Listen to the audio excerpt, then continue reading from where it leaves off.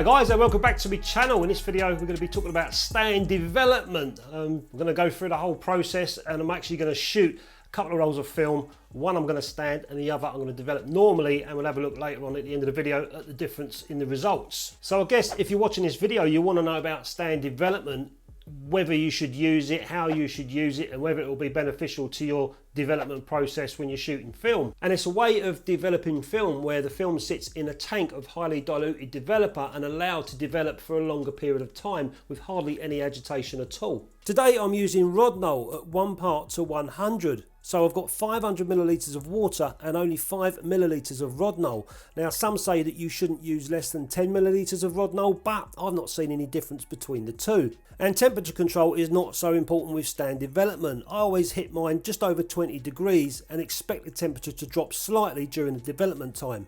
So I put 5 millilitres of Rodinal into my 500 millilitres of water, give it a little stir and pour my soup into the tank. Once all the developer is in the tank, I invert the tank slowly just once and then let it stand for 30 minutes. After that 30 minutes is up, I invert the tank one more time slowly and give it a tap just to dislodge any air bubbles that might be sitting on the film, and then I let it stand for another 30 minutes. And then once I've stopped the film with water and fixer, that's it, the development's all done. So at the start I'm inverting the tank to get all the developer onto the film, and then halfway through just to refresh the developer and also to help prevent what is known as bromide drag. Now this can occur when the developer gets trapped in the little sprocket holes on the film and it slowly streaks down the film to the bottom of the tank. This is what bromide drag looks like after development. It's not very nice. And when I first started shooting film, I can remember going back, I used to use a lot of Ilford DDX, but then I got into Rodinal and then I got into stand development, and I was using a lot less developer, which was saving me money at the time, so I could buy more film and stand develop my films, and I was getting pretty decent results with stand developing. The only downside was I wasn't controlling my own development for the films I was shooting and the conditions that I was shooting in, i.e. the lighting conditions. But I was happy. For me as a beginner, I was really enjoying shooting film and getting, you know, half decent negatives that I could scan or print, as opposed to messing everything up. So stand development for me kind of worked in respect that I was getting decent negatives most of the time. So I'm going to be using AGFA APX. This stuff expired in 2006. I got a batch of this stuff sent to me by a very kind guy, and I thought it'd be a great way for me to test this out on this experiment for me going forward using the rest of the rolls that I've got of this stuff. So I've got 2 rolls. One I'm going to shoot all over the place, different speeds, stand developer, and then the other one I'm going to shoot all over the place again, develop it normally. This is a setup that I've got, what I'm taking a picture of. So I've got a very bright light, loads of shadows, loads of highlights going on, white background, old folding cameras that I still use, and I'm going to be shooting on the Pentacon 6. So here's the old AGFA APX packaging here. This stuff was sought after back in the day. It's still a bit sought after now, as long as it works. Apparently it's been stored in a fridge all these years. So I'm hoping that if this works either way, stand development or normal development, I can shoot the rest of the rolls on something decent. I've already done some metering, and that's come out at 1/8 of a second at f11, so that's my rock to stand on, and then I can go up and down the exposures, overexposing, underexposing, and see what I get.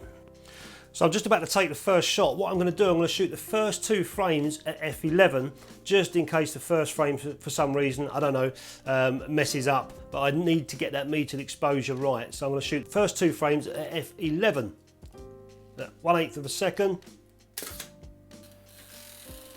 That's the first one. This is the second one. The first one didn't sound like 1/8. That's interesting. So I'm glad I took that second one.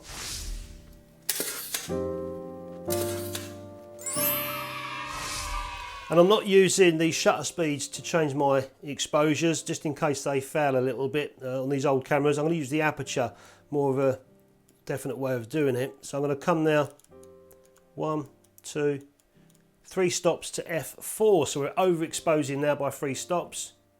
5.6, f8. We'll come to f16 and then back down one more at f11. I'll tell you what, we'll do one more wide open at f2.8, so that's 4 stops overexposed. And for my last shot, I'm going to totally overexpose the remainder of the film. So that will give me a leader like effect, so I can check the density of the film base after developing. So I'm going to totally overexpose it. You can see I've got the light there in bulb mode. Off it goes. And that's probably totally killed that film now, or that frame. So that's it, I've done all the frames now, so I'll just going to rewind the film back, put that to one side, and we'll put the other film in, and we'll do exactly the same thing as we did on this film, and then we'll get developing and we'll see the results soon. So in this tank I've got the film which I'm going to be stand developing now. I'm using 600 millilitres of water, so I'm going to go 1 part to 100 and use 6 millilitres of this Rodinal. It should really be no less than 10 for a development, but as I said, I've never seen any difference between 5 or 6 and 10, so in it goes. That's just 6 millilitres of Rodinal in there. Give it a good old stir. I've set the timer for 30 minutes. That's going to be my first set. I haven't pre-washed the film either, just going straight into the Rodinal. In it goes. And I'm just going to give it one inversion. Get it mixed up in there. And then start the clock, and that's it. That's going to go for 30 minutes, and then after that I'll do one more inversion, leave it stand for another 30 minutes. You could call it semi-stand, I call it stand. When I shoot film and develop in pyro, I'll invert that for the first minute and let it stand. That's what I would call a semi-stand, but just 2 inversions, that's all I'm doing. So both films are in the tanks now. This one is a stand development, that's already standing. That's been there for about 5 minutes, and I'm ready to do my other film, which I'm going to develop normally. So I'm going to use D23. Stick 600 in there, so it's 300 millilitres to develop up, 300 ml of water. Give it a little stir. This one's at 20 degrees, the stand development is just a tad over. And I'm going to do this normal development for 12 minutes. So 12 minutes on my clock. In goes the developer. And I'm going to invert this for 30 seconds to start. And then 5 inversions every minute after that. So the other tank is standing. So by the end of it, once I've fixed or stopped and fixed this film, the stand development should be pretty much near enough ready to come out. So I'm going to give the stand development an hour, and we'll see how this works in the D23. Okay, so I'll show you guys the results afterwards.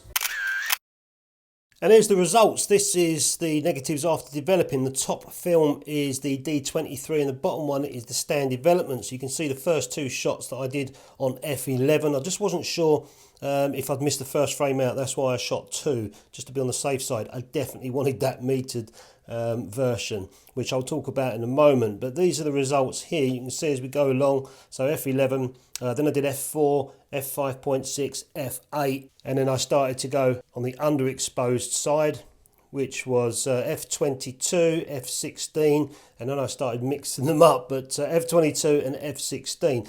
And if we come right to the end, these are the 2 that I did at F2.8, so totally overexposed. And there's the leader part that I shot at the end. The one on the stand development is definitely less dense than the one in the D23. I can pretty much easily see through the stand development one, but not so much. You can see that. Yeah, you can just see that the stand development density there on that blank frame that I shot at the end with the light is less dense than the D23. Well, obviously it is because it's stand development. We know that it's going to give us flatter negatives. And here are the scans with the top film being the D23 and the bottom is the stand development. Notice how my metered exposure F11 is not exposed that well. And I think that's because this is expired film from 2006 and has lost a couple of stops more speed. When I shot the same scene on digital F11, this is what I got. It's pretty much bang on. So I reckon this film has lost a couple of stops speed over the years. They all look much alike, but if we go closer at the F8 exposure, we can see that the stand development has compressed the tones and the image looks a lot flatter. Now if we look at the F2.8 exposure, we can see the stand development has helped me out a lot with the overexposure, but nothing we can't fix in the darkroom or in Photoshop. and the underexposure at f16, there's hardly any difference. In fact, the stand film looks a little bit flatter and seems to have a bit more detail in the darker areas of the cameras. And if we go closer on the f5.6 negatives, which is where I think my exposure should have been, I'm not sure if you can see it on your screen, but in Photoshop I can see the stand negative appears to be sharper if I look a lot closer at this part of the negative. And that's another thing to remember when you're stand developing, is your negatives are going to appear a little bit sharper, especially around the edges. So that might not be a look that you want. So that's just something to keep in mind for future reference. And that wrinkle, by the way, that's where I had a struggle getting the old film onto the real tank. It was really, really tight and curly. And also can't see any difference in grain. Both are very fine. And I would say that the stand development here would be easier to print, as it looks a bit kinder on the highlights. So maybe next time when I'm developing D23 for that sort of lit situation, maybe I should knock 1 or 2 minutes off the development time. I still managed to get some results. It's interesting for me because I haven't ever put two films before. I don't think I have in the past, of a stand development and a normal development as well. And although I've got decent results this time round with the 5.6, which would have been the correct exposure on the stand development, easily printable, easily scannable and dumped into Photoshop for an inkjet print or whatever. It doesn't go to say that stand development is the best way of developing. I would say it's a good way for beginners because if you're going to mess up inside the camera, I did that plenty of times, used to shoot at different exposures and stuff. Stand development gave me decent negatives to play with and enjoy shooting film.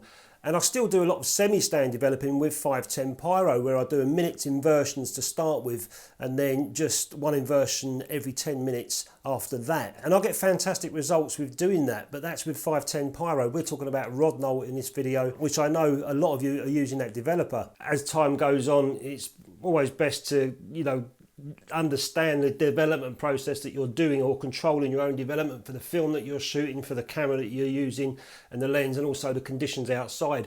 And using one developer all the time, once you get used to that particular developer and a particular film, you can really nail it to your own taste and get good exposures and good negatives, great negatives in fact, all the time. So anyway guys, hope you enjoyed that video, putting those comparisons side by side. Let me know in the comments if you stand develop often. Let me know if I've missed anything in this video. This is my own experience with stand developing, so let us know in the comments if I've missed anything, or if you think you'd be able to give information to new starters in film photography about stand development. Stick it down in the comments for me and others to read. Thanks a lot for watching. Don't forget to subscribe, like and all that stuff, and I'll catch you next time. Have a great weekend. I'm off to play football. In fact, no I'm not, because I can't play it anymore. I've hurt my knees. See ya.